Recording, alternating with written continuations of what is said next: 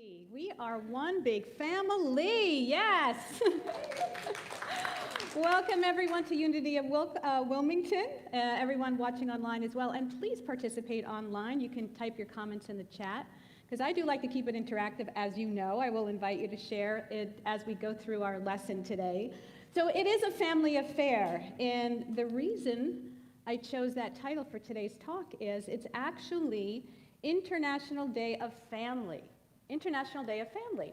And it was started by the UN to support and bring awareness to the issues that face families around the world. Around the world. It's, obviously the UN is made up of countries from, all around the world.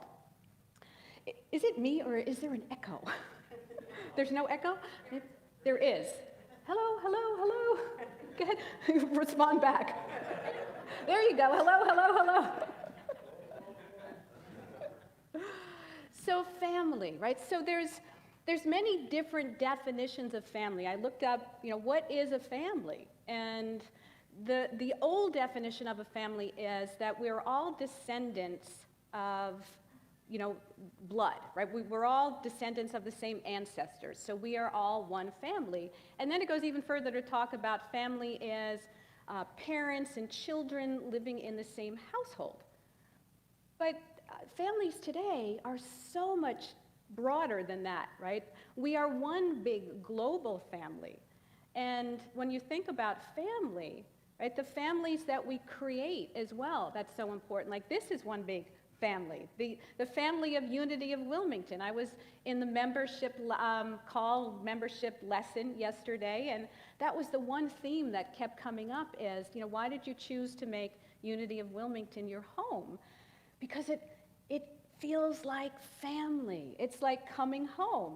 And I remember having that exact experience, coming in here and listening and hearing the music and the lesson, and yeah, it feels like home. So you want to be part of the family that makes you feel like home. So today we're going to be talking about how we can be closer, how we can express being family, and what that really means to each and every one of us. So Desmond Tutu, who was the first South African bishop, he said that God's dream is that you and I and all of us will realize that we are family, that we are made for togetherness, for goodness, and for compassion. So we all start off in a family, right? We were born or created some way. And whether that is literally in a family of parents and siblings, but we all start our lives as a family, and eventually we go off, right, to create our own families. Whether they are literally, we find a partner and we start our own family. We have children and dogs and cats and horses and rabbits, whatever comprises our families. Right? But we also create those families. We create families of communities like we do here, our spiritual centers, our churches, meetup groups, Facebook, right? All the different, expressions of being part of a family. And of course, when we look at all the different ways that we are family, what they all have in common is this idea to be together, right? There's that togetherness piece of being in a family, whether it's a community, whether it's in our spiritual centers, whether it's in a town, whether it's in our own nucleus family. But how do we really express goodness and compassion? There's still this separateness that happens. There's my family, and then there's your family over there. Right? There's my little bubble that I live in, and there's your little bubble. And we all go about living our lives in our own little bubbles. And sometimes we collide, right? We kind of hit each other and we come together, but then we kind of float off again into our own little worlds. So in being able to come together and literally blend, that's where the compassion piece comes in. So how many of you know what the actual definition of compassion is? Anyone? So we have love. So Chris says love. Who else? Compassion. What does it feel like to be in compassion? Caring, yeah, there's a caring piece of it. Empathy. Understanding, right? And online, go ahead and type in your response there. We'll keep the conversation going there. So it's interesting. I mean, we talk about compassion all the time. And I like to look things up, so I have to look up definitions of everything so that I can be clear about what I'm talking about. And compassion is actually to be in suffering with someone else, and then the desire to help overcome, to relieve that suffering. So it's not the same as empathy, when we put ourselves in somebody else's shoes and we can understand what they're experiencing, but then we stop there. Compassion goes that next step in that I want to end the suffering. And on, International Day of Families, that's part of what that is can we see beyond our own little bubbles and really want to end the suffering of other people, no matter where they are in the world, no matter what neighborhood they live in, no matter what church they go to, no matter what. And, it's interesting. It's all synchronicity, because I always start my Sunday mornings off going over what I want to talk about, because I don't know what I want to talk about until literally the day before. I start to think about it because I have to put a title together. Just now you're seeing inside the process here. All right, send the title off and then figure out what you want to talk about, which is allowing Spirit to come through. And Sunday mornings, my favorite morning show is the CBS Sunday Morning Show, and there's always great stories on that show, which is why I like to watch it. And of course, this morning as I'm looking over my talk notes, there's a story of this gentleman, Jose, and I'm going to forget his last name. Thank you. Did you watch that this morning? Yeah, he started the World Kitchen. Is that what it's called? The World Kitchen. And he has spent his life pretty much going around the world whenever there's been a disaster and, and helping people in suffering and providing food, whether that's a hurricane, a tornado, an earthquake. And of course, now he's in the Ukraine, helping relieve suffering, because he recognizes we are all one big family, right? So if you're suffering, I'm suffering. And if I'm suffering, you're suffering. So, we move into having compassion. It's challenging, though, to have compassion when we don't always agree with each other. Right? Can I really truly have compassion for your suffering if I'm blaming you for your suffering? Can I truly have compassion if I don't like you? And I do like you, Francesca. I'm looking at you. Can we, thank you. Can we truly have compassion for that person who's struggling with their mental health, who takes a gun and goes to shoot people in a supermarket, or in a school, or anywhere? This is actually Mental Health Awareness Month. So we have to recognize that compassion, that suffering for other people that are suffering. We too could be suffering. It's not just what is going on out there, it's what's going on in here. And that's the challenge. That is really the challenge, to say, are we willing to truly be compassionate for everyone and everything?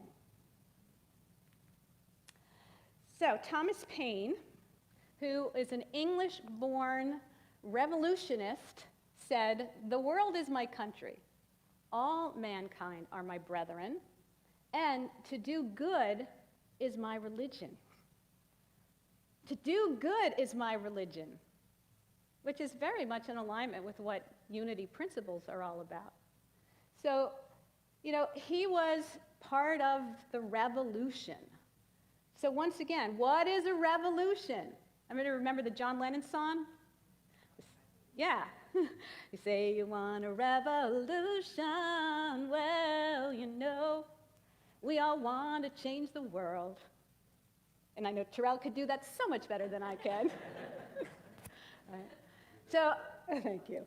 A revolution. So I looked up the meaning of the word. The root of the word is actually from the word revolve, which is to roll back, right? The revolution of, the planets, the revolution of the sun is to, it's to roll back. And it's also about renouncing allegiance to something for something better. So maybe we can have this new idea about, we want to have a revolution in this country to renounce hatred, right? A revolution that, renounces separateness.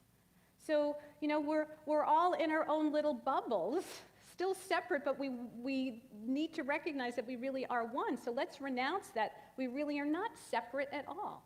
We are all part of the same family, this one big family. So to have a different idea and a different meaning here.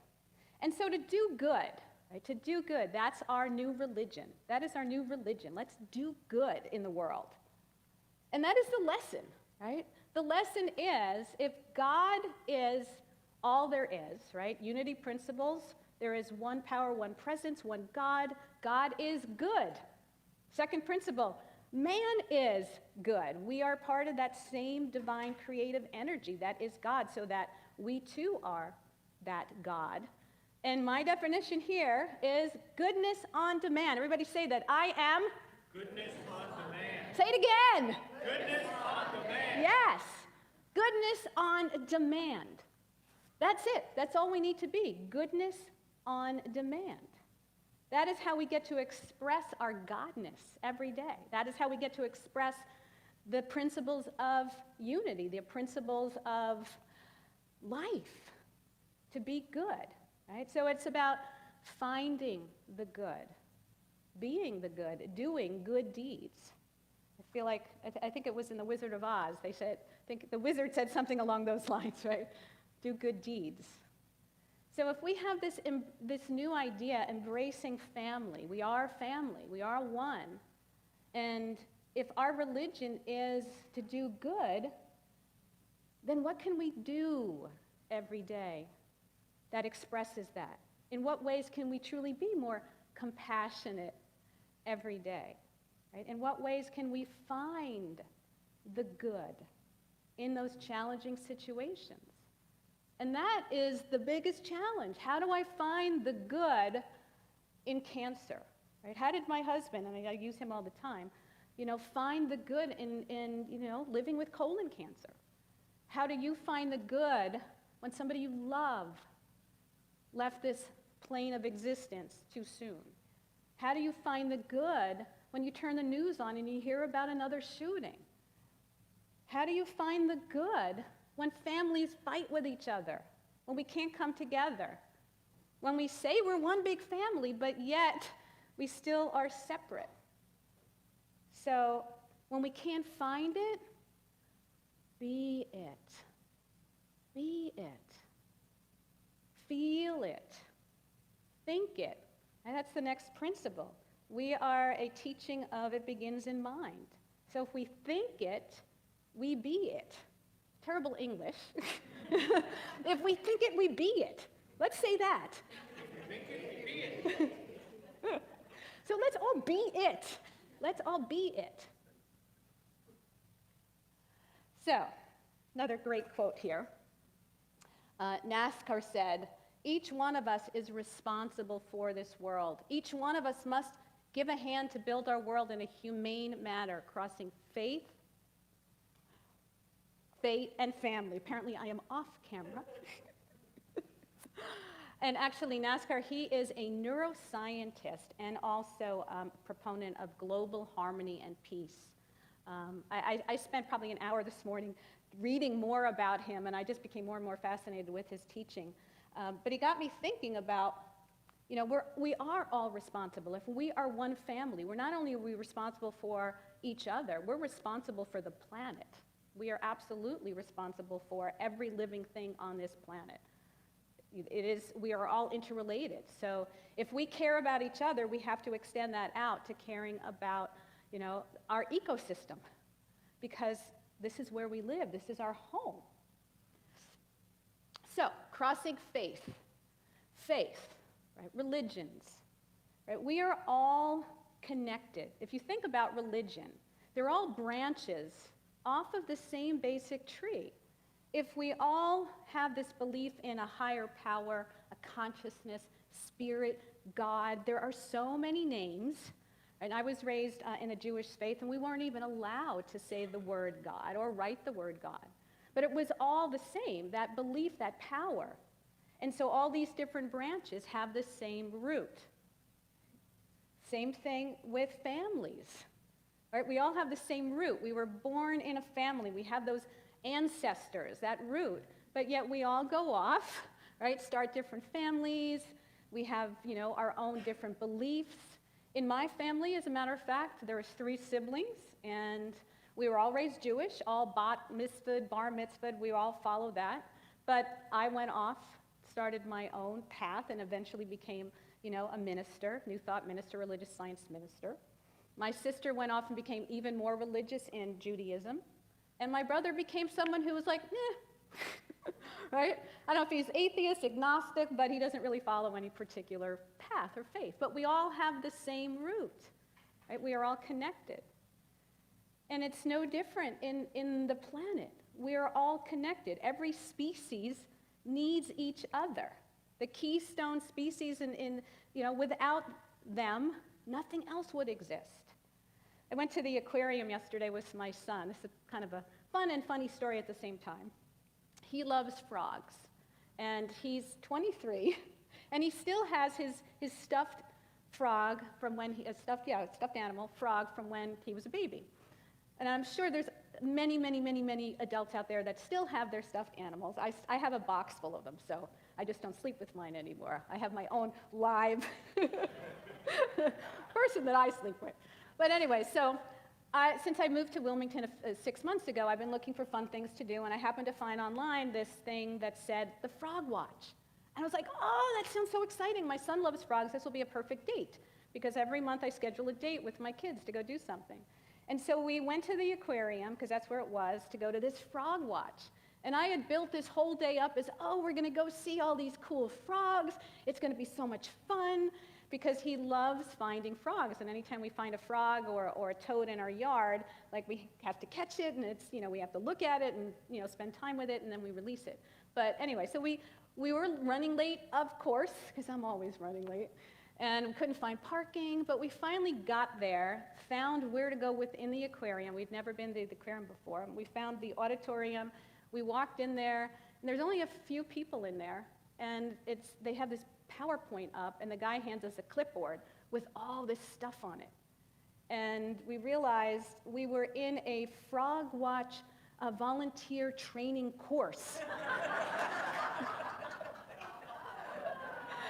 And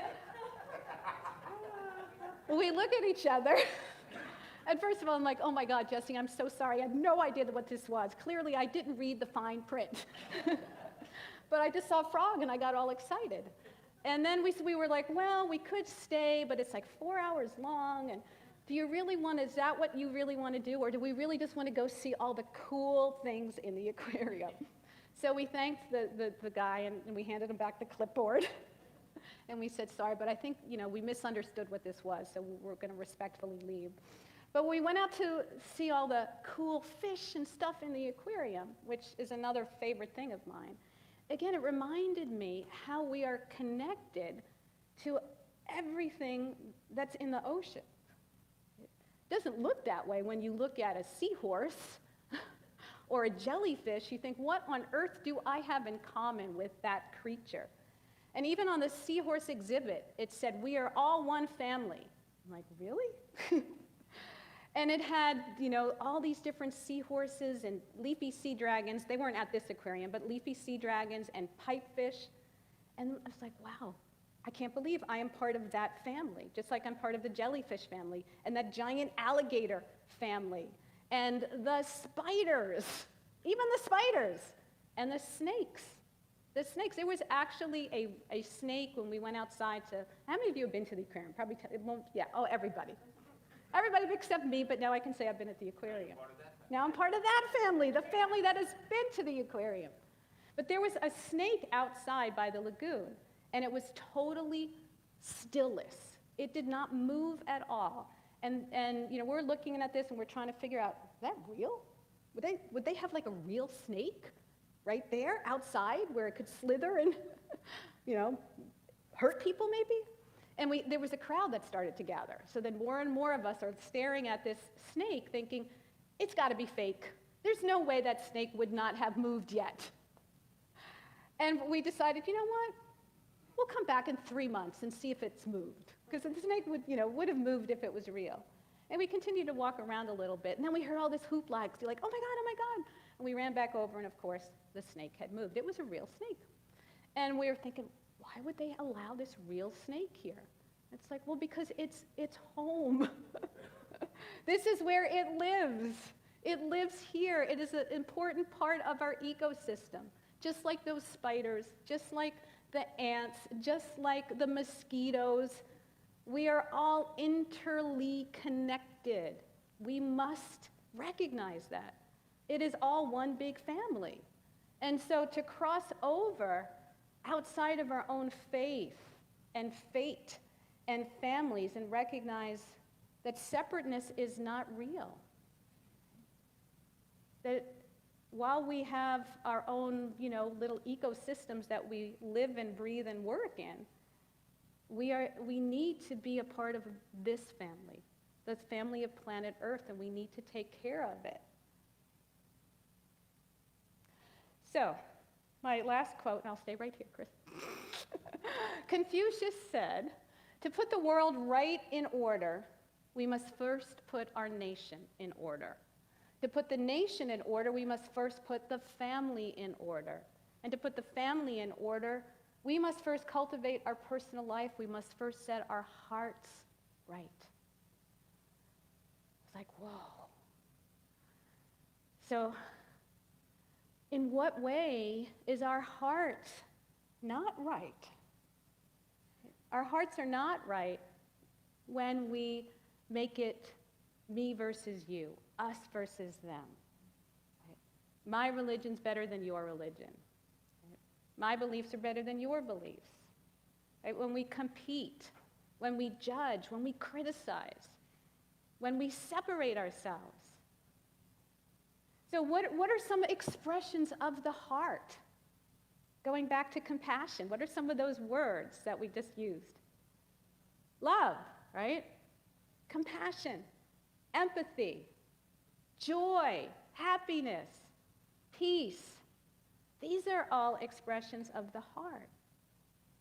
And so if we can live from our heart space and connect it to our head space, right thinking, living from the head, the heart, that is heaven.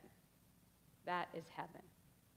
That is what is going to allow us to really, truly make this everyday family day, where we can look at each other, no matter where you're from, what your beliefs are, where you grew up, what color your skin is, what able body or disability you might have, including the invisible ones of mental health.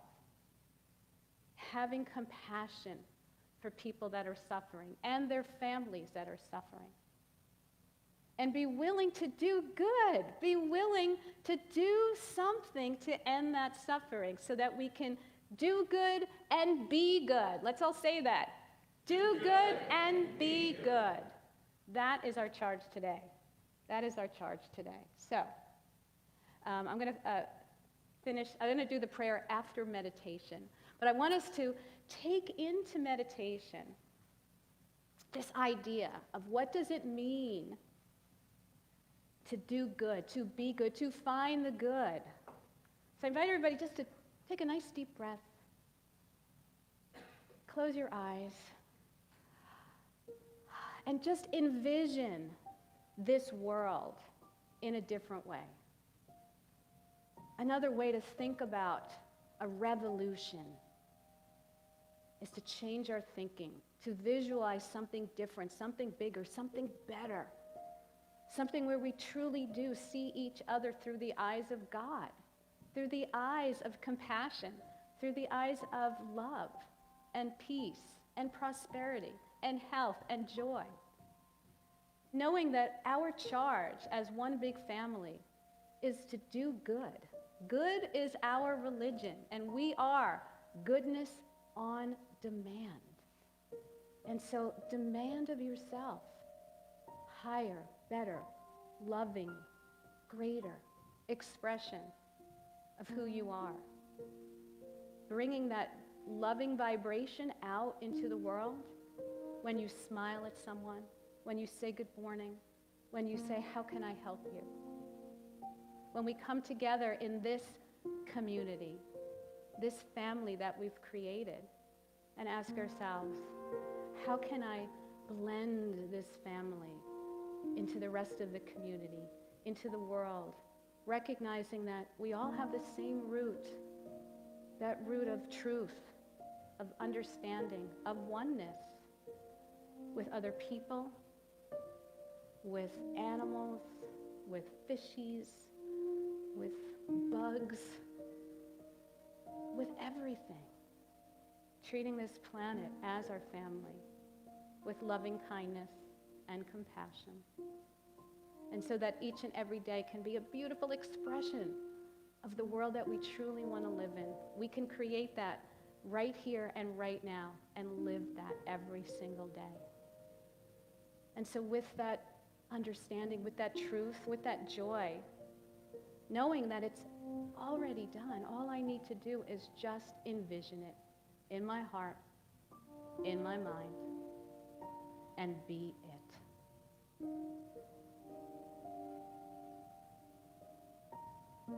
And so just breathe into that feeling of good and goodness.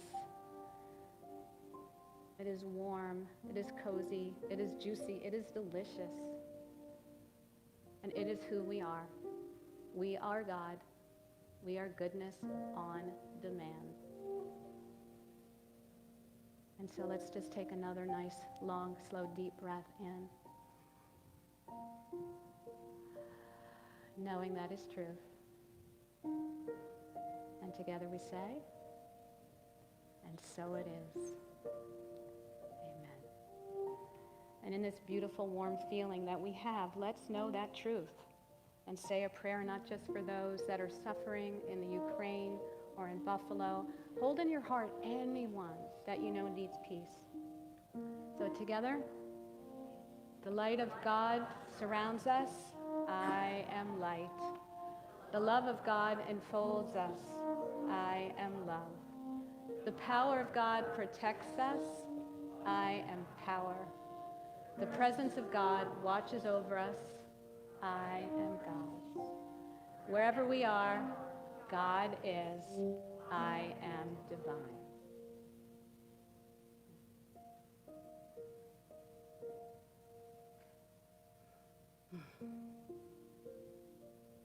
Thank you.